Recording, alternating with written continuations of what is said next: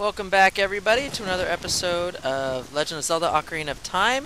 And we had just finished the optional side quest of getting the Sun Song. Just kind of wanted to show people that and describe how I felt when doing it. I mean, I'm pretty sure everybody first encountered their first re-dead in that area trying to get the Sun Song, and everybody has probably some nightmare or two to tell as a result. But we're done with that. We're now moving into Kakariko Village proper, and this is the Cuckoo Lady, which some people have called Anju. And many people, I'm sure, myself included, have gotten their first bottle that you can fit potions, bugs, and more in from that lady. And of course, man, those chickens! Those chickens were some of the hardest ones to find. I actually had to look it up online where to find that last chicken, the one up there on the left. I wasn't even looking over there, and once I did figure out where that chicken was after I looked up its location online, I was like, how do I get there? I mean, there's a rarely documented tactic of taking a chicken over your head, jumping off, and actually allowing it to slow your descent.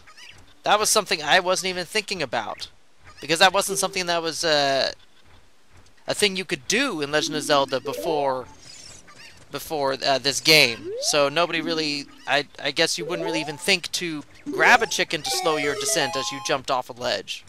But that's one way to get to that remaining chicken that's hidden behind the fence in an inaccessible place, is to use another chicken to get to it.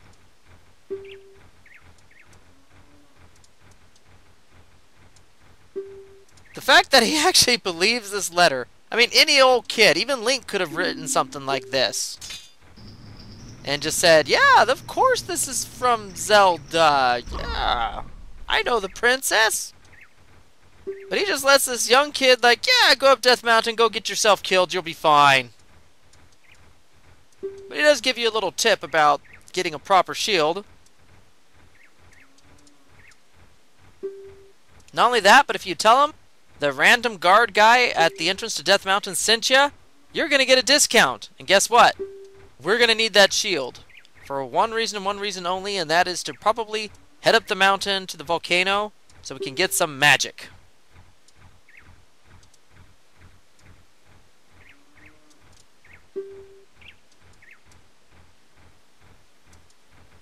As a matter of fact, he actually gives you hints on what you should do or who you should talk to first with the Happy Mask Salesman side quest. If you're wondering who's gonna go after the Keaton mask, which is the first mask you get from the Happy Mask Salesman, the guard already tells you it's him. My kid is looking for a cute mask, but I don't have the money to go down there and grab it. And so you go down there to the Happy Mask Salesman shop and they give you the Keaton mask, which is, I guess you could consider a cute mask. Bring it back to him and he'll pay you and he'll be your first mask customer. So very cool decision on that part to actually guide the players in to their first mask sale before the other four, I think, masks or whatever, you kind of have to figure out on your own after talking to so many NPCs, you know, which mask goes to which person.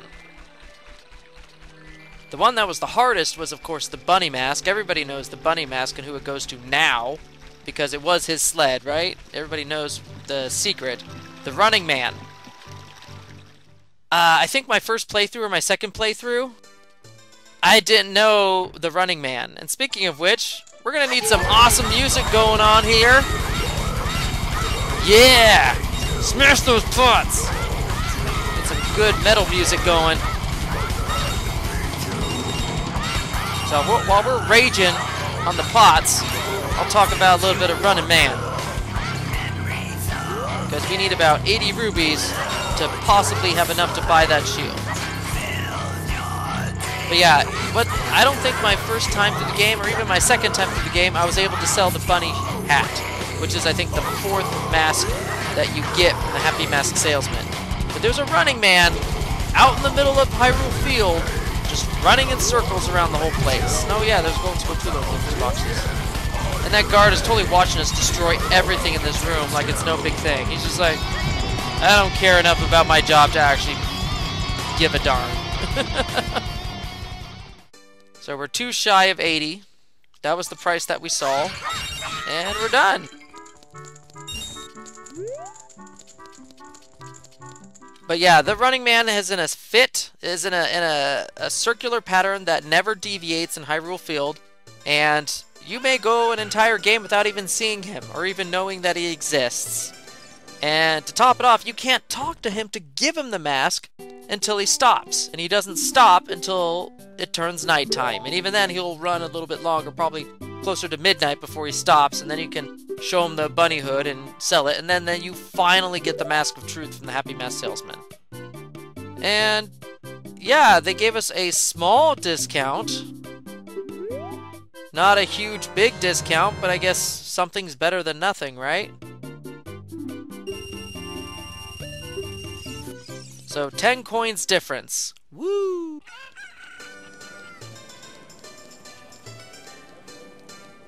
But the main reason we got that is, of course, that to actually have a shield, even after our Deku shield, is probably going to get burnt up.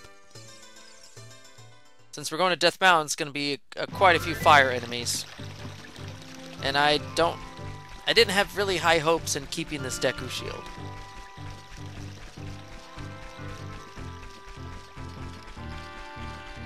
If you look at the map in the lower right, some people have said that the outline of Lon Lon Ranch and a couple structures actually looks like a face winking at you.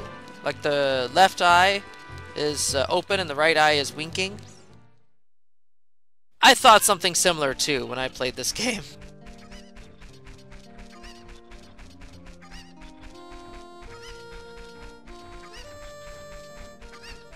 So we got these carpenters just running to and fro all over this place, doing construction on Kakariko Village. Honestly, if you talk to them, they seem kind of like worthless construction workers and that they may not get anything done, but sure enough, later in the game you'll find out that they indeed get things done and built I think a new location for the shooting gallery, which is located currently right now at Hyrule Castle Market. Now the graphic of Death Mountain is no longer a static image, it is now a fully 3D model. Now that we're close enough to actually see any detail. And I thought this was really cool.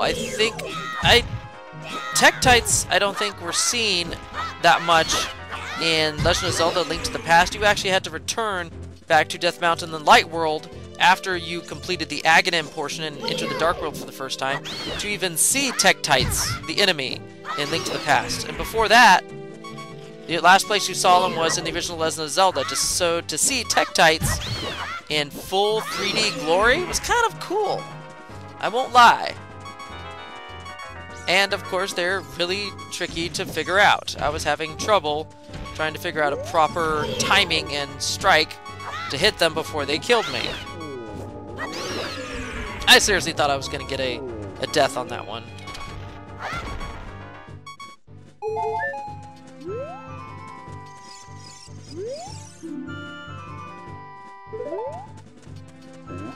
And this is a Goron.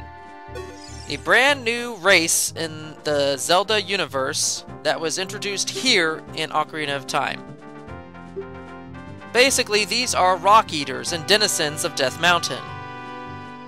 Now, a lot of people have noted, if they eat rocks, why can't they just eat that huge boulder out of the way and get into Dodongo's Cavern to get that awesome rock sirloin in there, you know? Well, I think it's either him, I kind of haven't been paying attention to the text. It's either this Goron or another Goron later on, or Darunia, who says they have become such picky eaters to the point that they can't hardly eat any other rocks except the bountiful rock sirloin in the Dodongo's Cavern. So they're just picky eaters. That's really all they are.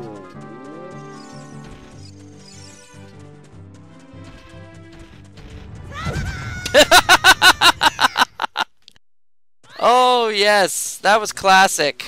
Absolutely classic. I was trying to move to the right to avoid him, and he just angled straight at me and knocked me straight off the ledge into the abyss. So yeah, folks, don't do that. Don't be me.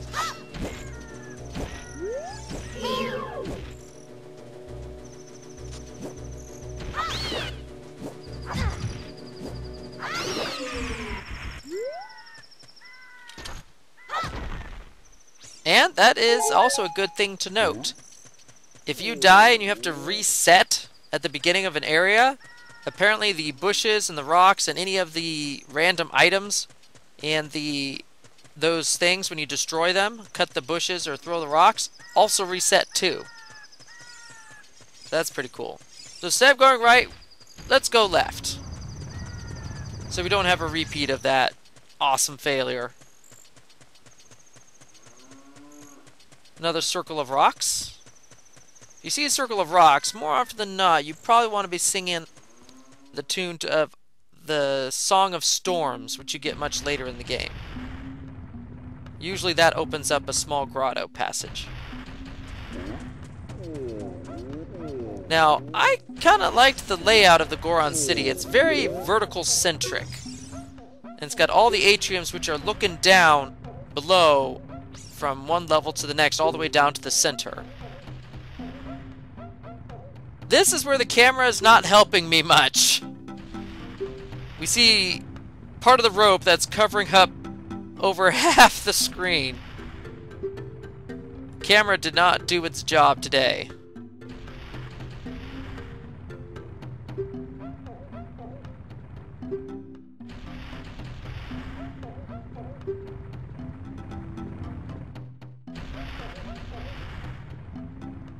That is important to know.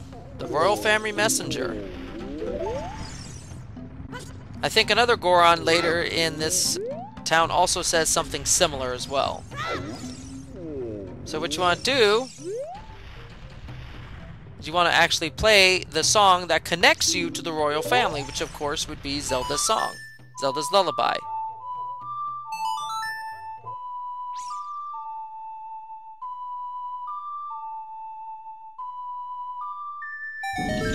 So getting this far was the easy part, right? This is the part that stumps a lot of people the first time, and it really did stump me. You go up and you talk to Darunia here, and hey, what's up, buddy? Need that Goron Ruby. He shoots you down really hard, really fast. And there's no way you can convince him otherwise to consider you an exception and to give you the Goron Ruby. Nope, not gonna do it. So what do?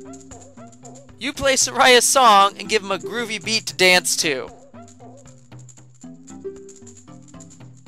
I'm not kidding. That was the solution. That was the way to convince Darunia to listen to you and to possibly give you a chance to earn that Goron Ruby. It's absolutely ridiculous, and that camera was being funky there. So, yeah, you need to play Soraya's song. You need to have gone all the way to the Lost Woods, talked to her, got her song, and then come back and played this song for him. I don't know. I had to look this one up. I couldn't figure it out on my own. This was absolutely ridiculous.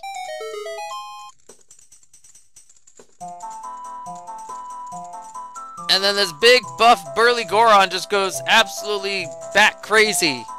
Even Link's just like, whoa, whoa, settle down just a little bit. Take it down a notch there, Darunia. Yeah, a little crazy, even for Link.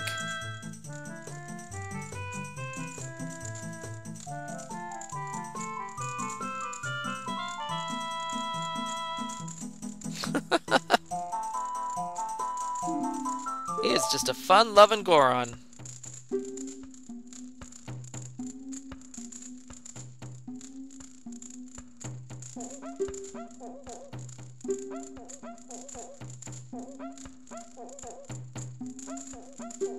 So now that we're done with that pretty obscure inventory song puzzle, it's time to actually go to some actual dungeon and real puzzle solving.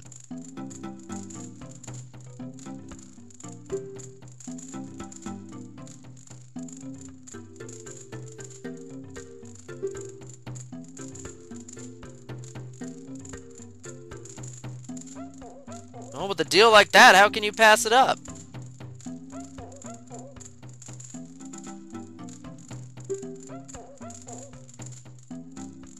I like all the little homages that this game did to the original Legend of Zelda.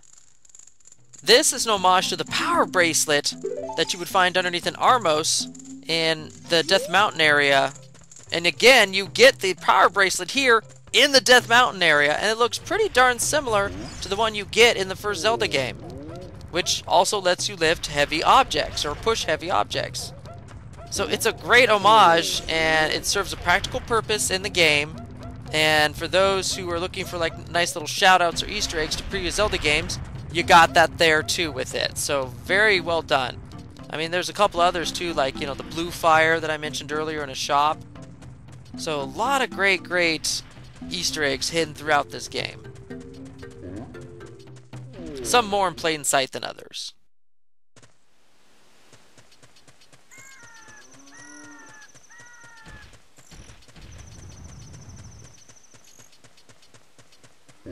Ah, yes. This puzzle. You gotta get rid of the boulder that's blocking the way to Dodongo's cavern, right? Well, there's this bomb flower here just above the entrance. However, if you don't look over, or you don't know how things are lining up from the upper level to the lower level, you may not immediately realize that you need to pick up that bomb flower and toss it over the railing to hit the boulder down below. So again, getting into the second dungeon took a lot longer than even getting into the third dungeon, because I was still trying to figure things out. And there's a lot of things that the game just does not explain to you, or does not give you as many hints as it probably should to make the connections needed to solve these types of puzzles.